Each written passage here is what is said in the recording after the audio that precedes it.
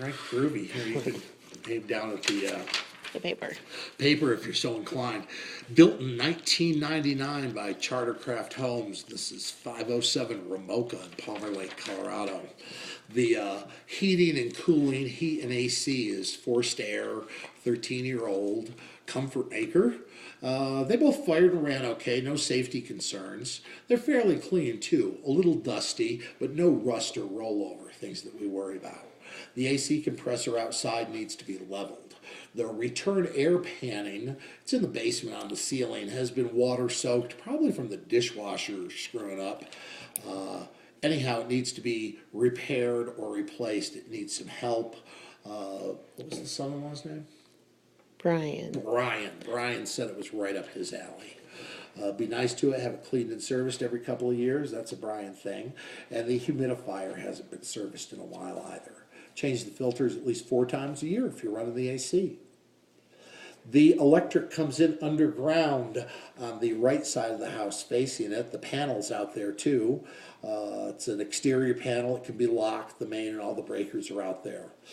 The service for a range, a dryer, 19 breakers, and room for a few more. All the lights and outlets work. Smoke detectors all went off. They are interconnected with a battery backup on every unit. One goes off, they all go off.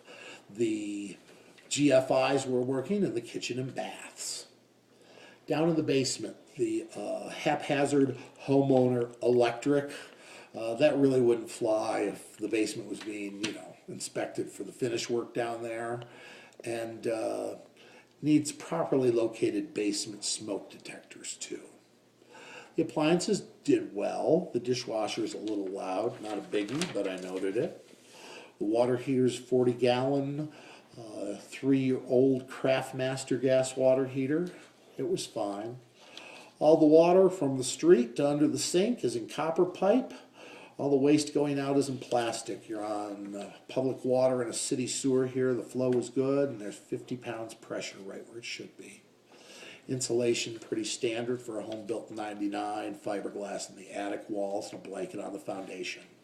As far as framing, the original builder-built framing, no concerns. The unsatisfactory part on the framing would be all the work they put into the unfinished basement framing wouldn't pass county inspection.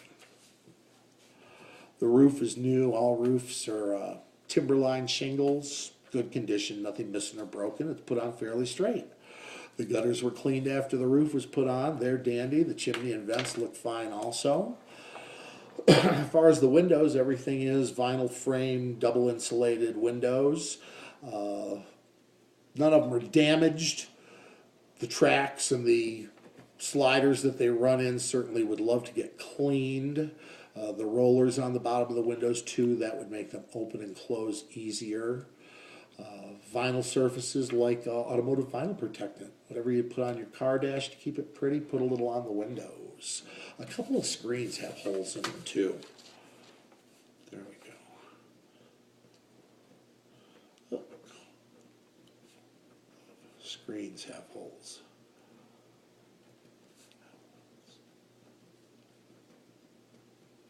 All right. The windows in the basement are aluminum frame, double insulated. They all open and close fine too.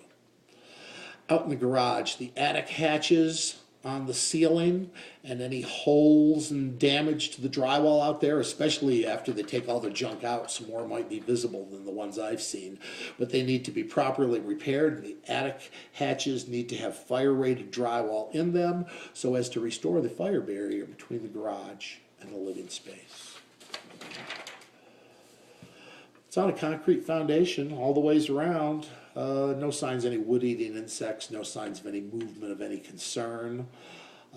There are some cracks in the slab in the basement, and those were expansion joints in the concrete that somebody put tile mastic over when they were thinking about finishing the basement, I guess. Drainage around the foundation could use some improvement. Low spots that collect whole or trap water need to be backfilled so the water drains away. Right to the right of the front door coming in is an obvious spot. There's a few more. Feel the rain, be the rain, as we always say. The structure's certainly fine.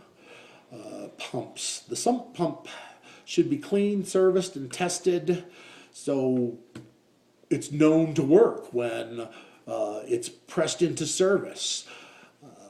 I would also probably extend the discharge a little further out there so the water doesn't drain out and under the slab for the AC compressor. That's why the AC compressor moved, the water drains right under it. The waste pump, which is next